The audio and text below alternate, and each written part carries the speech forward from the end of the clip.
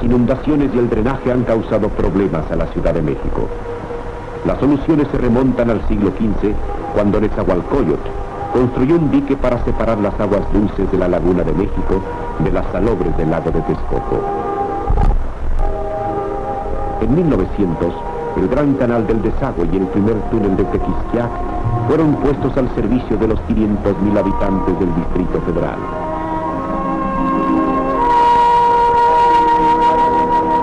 En esa época, el lago de Texcoco era la parte más baja del Valle de México. Sus aguas se encontraban 2 metros más abajo que el centro de la ciudad y el sistema de drenaje funcionaba por gravedad.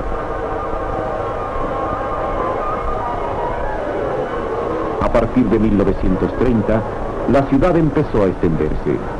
La creciente población hizo aumentar las demandas de agua potable. Una solución fue extraer el agua del subsuelo. Se perforaron pozos que, al ser explotados, propiciaron la consolidación de las arcillas y aceleraron el hundimiento general del valle. El fenómeno desquició a la red de drenaje y al Gran Canal en sus primeros 9 kilómetros. En 1950, el centro de la ciudad se encontraba ya a un nivel más bajo que el de las aguas del lago de Texcoco. Los colectores fueron incapaces de descargar por gravedad. Las aguas invirtieron su flujo, brotaron por las atarjeas y nuevas inundaciones asolaron a la capital.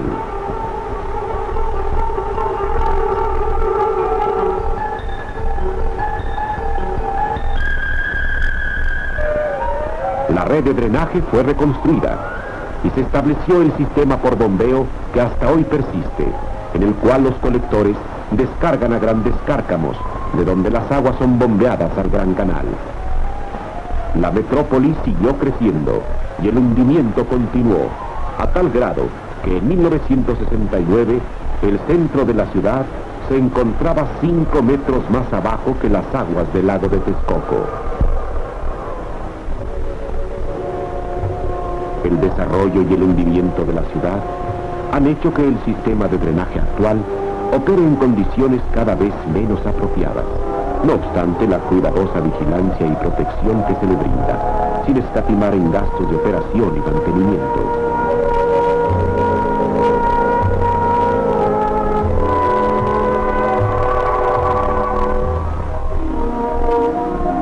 Sin embargo, no está exento de una falla, que de presentarse provocaría una inundación de más de 2 metros de altura en el centro de la ciudad.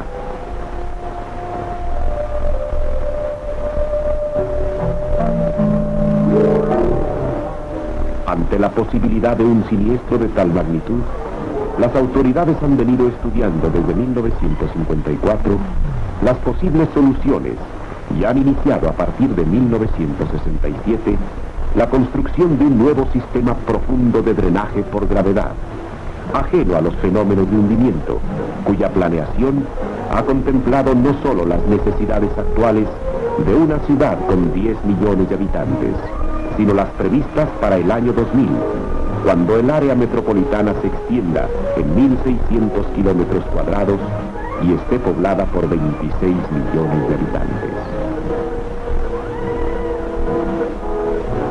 El nuevo sistema constará de 3 túneles que suman 102 kilómetros, 2 interceptores que atravesarán la ciudad a profundidades de 30 y 35 metros y se unirán en un tercer conducto denominado emisor central que conducirá las aguas negras hacia el norte y las descargará fuera del Valle de México. El emisor central, con 50 kilómetros de longitud, cruzará los estados de México e Hidalgo a profundidades hasta de 220 metros. El túnel en su trayecto atraviesa por más de 40 tipos de suelos, lo que hace necesario la aplicación de diversos procedimientos constructivos, ya que se presentan todos los problemas señalados en los tratados de construcción de túneles y algunos más que en dichos tratados no se encuentran.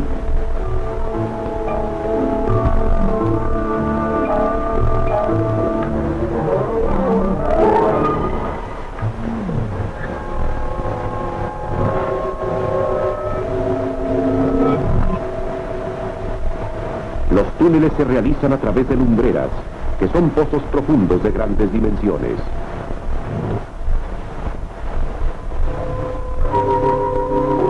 lumbreras se construyen excavando con draga hasta 25 metros y después con torre y bote elevador hasta las profundidades totales, que en este caso han sido 35 metros como mínimo, 120 en promedio y 220 como máximo.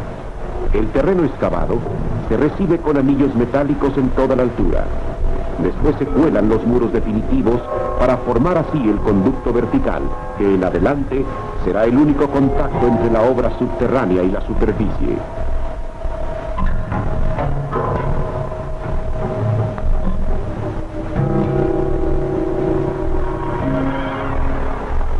Sobre cada lumbrera se coloca una torre metálica que sirve de apoyo a los sistemas elevadores, uno de los cuales se destina única y exclusivamente para ascenso y descenso de personal.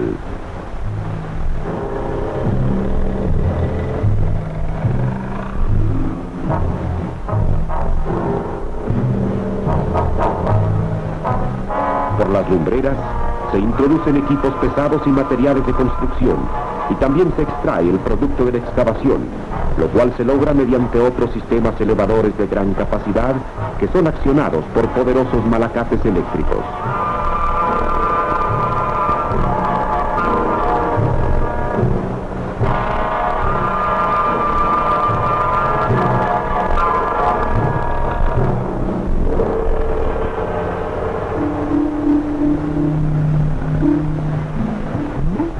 Da principio la excavación y el túnel avanza desde el fondo de la lumbrera en dos direcciones opuestas. En terrenos de roca sana y estable, el avance se logra por el método convencional de excavación, que consiste en un ciclo de trabajo en el que se suceden las siguientes etapas. Primera, barrenación. Segunda, carga de los barrenos con explosivos y retirada del personal y el equipo.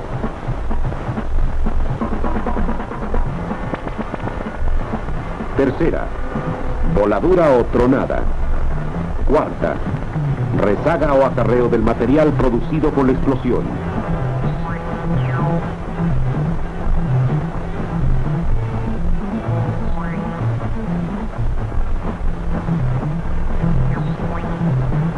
Quinta, manteo o elevación de la roca a la superficie y...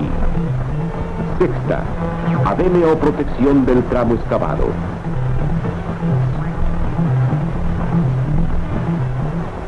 Veamos ahora escenas reales del proceso. La barrenación se lleva a cabo por medio de equipos de perforación montados en plataformas. Pistolas neumáticas guían y presionan contra la roca barras de acero especial para perforación. Taladros horizontales de 3 metros de longitud definen la sección por excavar. En ello se introduce como segunda etapa del ciclo la fuerza explosiva que deberá demoler la roca. Series de cartuchos de dinamita llenan cada perforación hasta dejar cargado el frente. Para la tercera etapa se instalan los detonadores, se verifican conexiones y todo queda listo para activar los explosivos.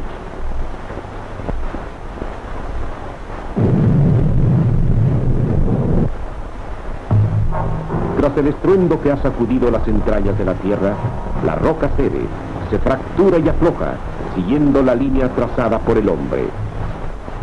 Se inicia la cuarta etapa del ciclo, la rezaga. Máquinas rezagadoras o palas mecánicas cargan la roca.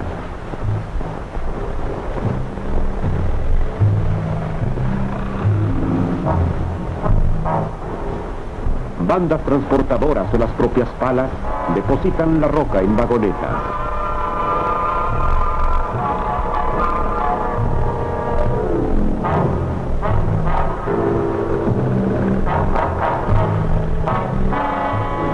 Las locomotoras maniobran en el frente y forman trenes de vagonetas que transportan el material hasta la lumbrera.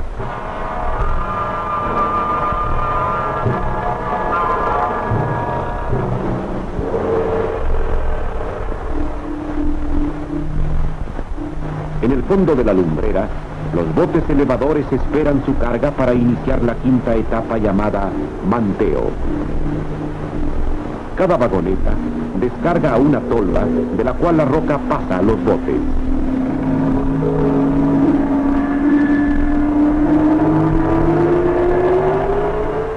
Un funcionan las comunicaciones entre túnel y superficie. El malacate entra en acción. Motores eléctricos, poleas y cables de acero hacen que el bote con su carga ascienda por la lumbrera hasta las tolvas instaladas en la torre. 6 toneladas de roca son descargadas en cada viaje del bote. De las tolvas, la roca pasa a camiones que habrán de llevarla hasta los tiraderos. Grandes montañas se han formado con el material excavado. Sus tamaños dan clara idea de los volúmenes extraídos de las profundidades. El tramo excavado es protegido en la 6ª etapa por un ademe de marcos metálicos y madera de retaque para recibir el terreno y proteger al personal y al equipo contra desprendimientos de la roca. Toneladas de perfiles estructurales y grandes cantidades de madera que quedarán perdidos en las profundidades. En terreno sin agua, la protección se logra mediante un arco continuo de concreto lanzado que además preserva la roca contra el intemperismo.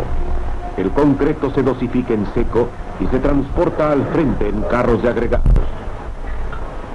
Lanzadoras de chiflón agregan agua a la mezcla y proyectan contra la roca chorros de concreto. Un concreto de alta velocidad de fraguado que se aplica en varias capas hasta dar un espesor total de 15 centímetros.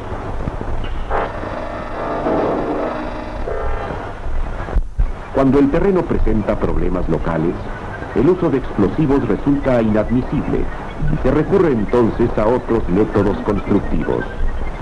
Se avanza a media sección, perforándose previamente túneles piloto de pequeñas dimensiones para explorar el terreno. Se efectúan tratamientos de inyección para estabilizar e impermeabilizar el suelo antes de avanzar con la excavación, etc. Las aguas son canalizadas y concentradas en grandes cárcamos. En galerías subterráneas se alojan baterías de bombas que operan ininterrumpidamente y bajo estricta vigilancia, impulsando por tuberías desde las profundidades hasta la superficie grandes cantidades de agua. En algunos tramos se llegan a extraer caudales de más de 1 metro cúbico por segundo. Una falla eléctrica detendría las bombas y los túneles se inundarían en pocas horas. Previendo esa posibilidad, se han instalado grandes plantas diésel eléctricas de emergencia. La magnitud de la obra se manifiesta en todos sus aspectos, y uno de ellos es el humano, el que concierne a sus 10.000 trabajadores.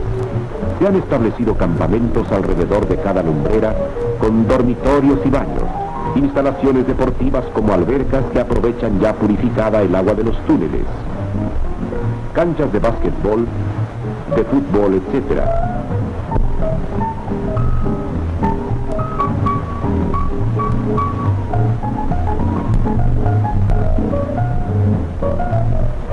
Y comedores de autoservicio.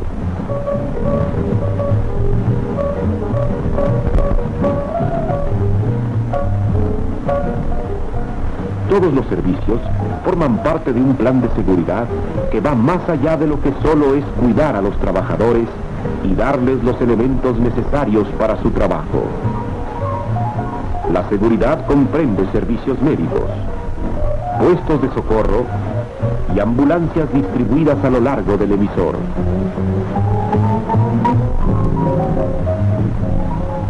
La seguridad se extiende también a la enseñanza y capacitación del personal en muchos otros aspectos.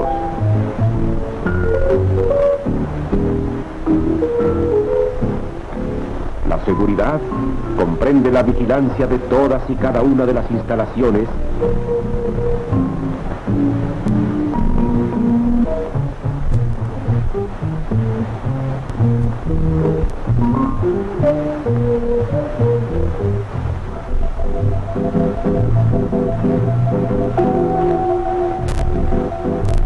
así como un cuidadoso y estricto manejo de los polvorines y de la carga, transporte y distribución de los explosivos.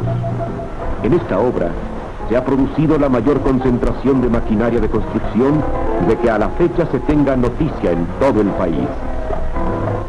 Para el mantenimiento y reparación de tal cantidad de equipo, ha sido necesario montar en Tepozotlán, Estado de México, un taller mecánico central que presta servicios a toda la obra.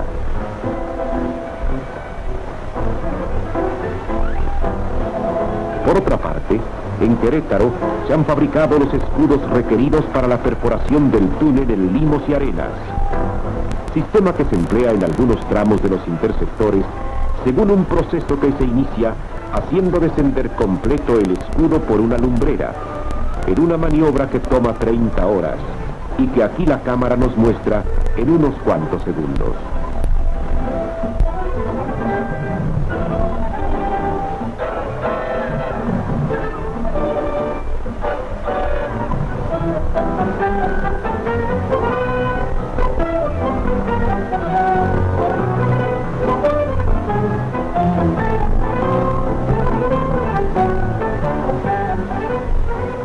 El escudo es un cilindro de paredes delgadas de 6 metros de diámetro y 6 de longitud que se hinca en el terreno empujado por una serie de gatos hidráulicos que se apoyan contra el túnel excavado. La carrera de los gatos es de 75 centímetros, misma distancia que el escudo penetra al terreno en cada impulso. Dentro del escudo queda una rebanada de suelo protegido por la coraza metálica, lo que permite una excavación cómoda y segura en el frente de trabajo. Se retraen los gatos.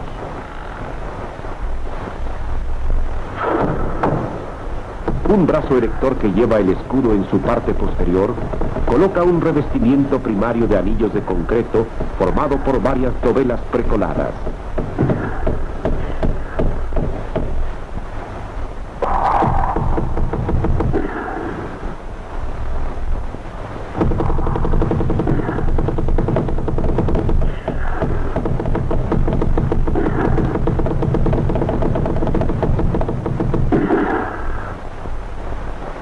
En algunas zonas, el escudo atraviesa suelos muy blandos donde el frente de excavación es inestable. Para estos casos, se ha recurrido por primera vez en México a la técnica de inyectar aire comprimido dentro del túnel para contrarrestar las presiones que el suelo ejerce en el frente. Veamos en una maqueta del túnel el principio del aire comprimido. Se muestra primero esta cortina, tras la cual está detenido el suelo blando e inestable. Enseguida la zona que habrá de presurizarse con aire comprimido. Después un tapón que confina la zona presurizada y después las esclusas reguladoras de presión necesarias para que el personal y el equipo de rezaga pasen de la zona a presión normal a la de aire comprimido. Si se levanta la cortina en ausencia de aire comprimido, el suelo inestable fluye hacia el túnel. Si se inyecta aire a presión dentro del túnel, entre el frente y el tapón, la presión mantiene estable el frente y en condiciones de absoluta seguridad para la excavación.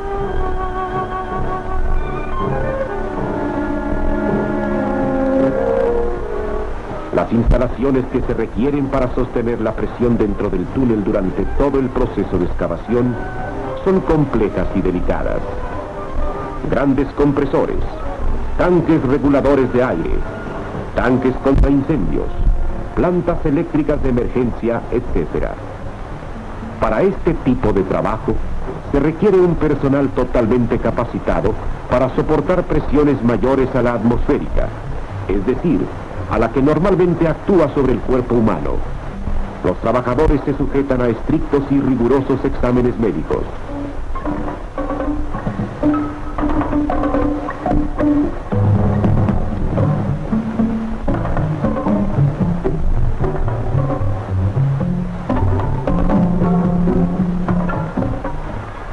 Quienes los pasan son sometidos a una prueba de compresión en cámara médica.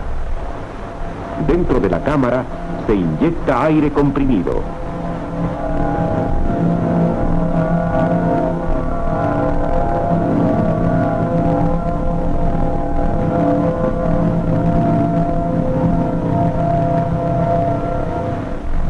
La presión se eleva hasta 1 kilo por centímetro cuadrado, lo que representa un exceso de presión equivalente a la que soporta un hombre rana sumergido en agua a una profundidad de 7 a 10 metros. Estas condiciones de presión serán similares a las que prevalecerán en el túnel con aire comprimido. El personal que pasa las pruebas recibe un curso de capacitación sobre cómo deberá comportarse en el ambiente del aire comprimido. En adelante estos hombres, por prescripción médica, no trabajarán jornadas mayores. Al iniciar su jornada, entrarán a la esclusa de personal, donde permanecerán mientras la presión sube de 0 a la de trabajo. Mientras tanto, una locomotora empuja los carros de rezaga dentro de la esclusa inferior.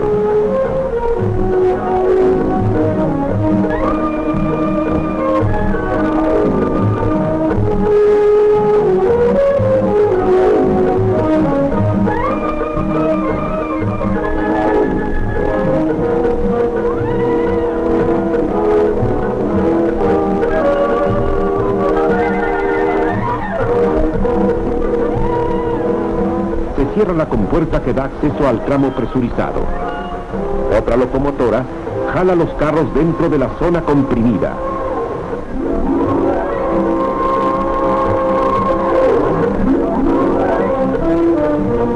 Ahora, el personal ya acostumbrado a la presión entra al frente de trabajo.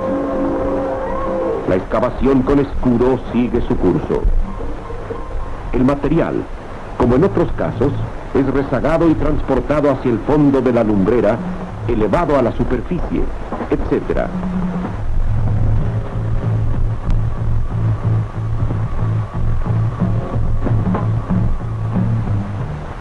Tras los escudos, el túnel excavado ofrece esta perspectiva.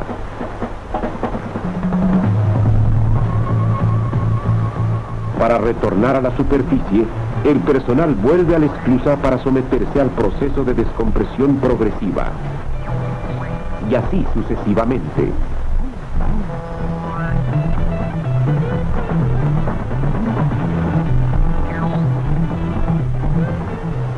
Los esfuerzos realizados para llevar a cabo las excavaciones profundas se ven coronados cuando los túneles se unen, cuando los trabajadores de uno y otro lado de un tramo ven desaparecer el último obstáculo que los separa. He aquí una de las uniones con escudo.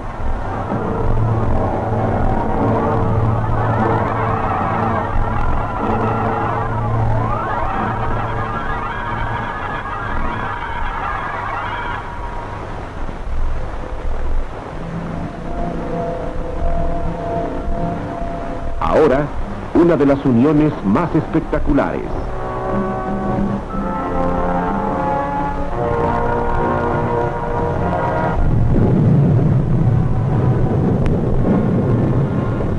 Después de la última tronada, un tramo de túnel ha quedado comunicado.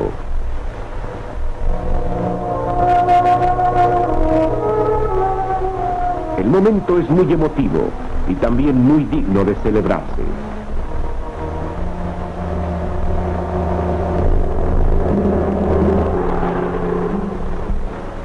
Los resquicios de suelo y roca son retirados del frente, quedando terminada la excavación y listo el túnel para recibir el revestimiento. Al final del emisor, 100 metros más abajo que la Ciudad de México, se encuentra el portal de salida, boca por donde las aguas descargarán al cauce del río del Salto, caudales hasta de 200 metros cúbicos por segundo. Aquí se construyen las estructuras de la obra de descarga, canales y vertedores para conducir las aguas hacia zonas de riego en el Valle del Mezquital.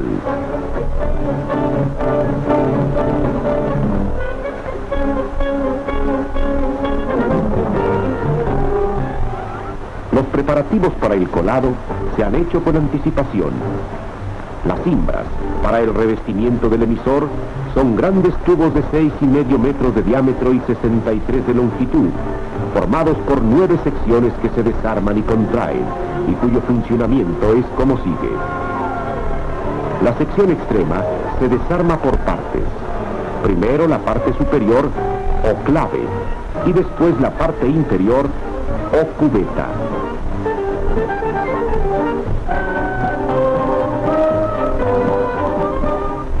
El conjunto desarmado se introduce al tubo y se traslada por dentro del mismo hasta el extremo opuesto, por donde es lanzado hacia adelante, también por partes, y rearmado. De esta manera, la cimbra avanza sobre sí misma, lo que permite ya dentro del túnel el colado continuo del revestimiento.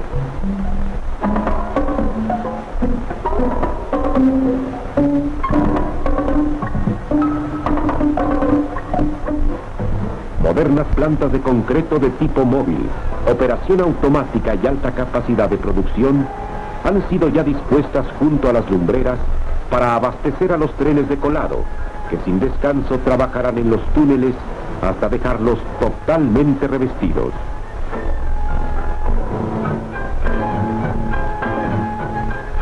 El accionar de las plantas de concreto señala el inicio de otra etapa en la construcción del túnel. El colado da principio. La labor subterránea tendrá desde ahora otra fisonomía. Desde las plantas, el concreto es transportado por bandas hasta las lumbreras.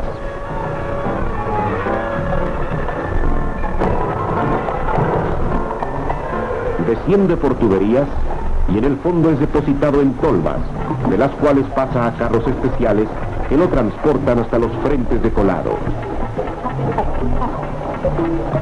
Trenes formados por 4 carros agitadores se tienen dispuestos para transportar el concreto. Un incesante ir y venir de carros y locomotoras se establece dentro del túnel para alimentar por delante a los trenes de colado que avanzan de una lumbrera hacia otra en un solo sentido. Los trenes de colado son plataformas móviles que ocupan 200 metros del túnel y que se desplazan en conjunto conforme avanza el revestimiento. Los carros agitadores suben a la plataforma.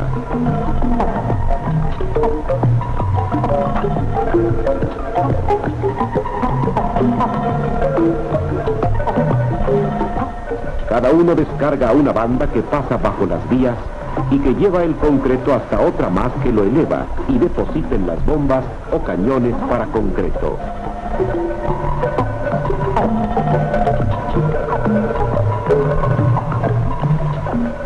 Las bombas, con sus impulsos, hacen llegar el concreto a su destino final, la forma de colado. Volúmenes hasta de 80 metros cúbicos por hora son depositados entre el terreno y la cimbra. En estas escenas puede apreciarse los espesores y los espacios que el concreto debe llenar.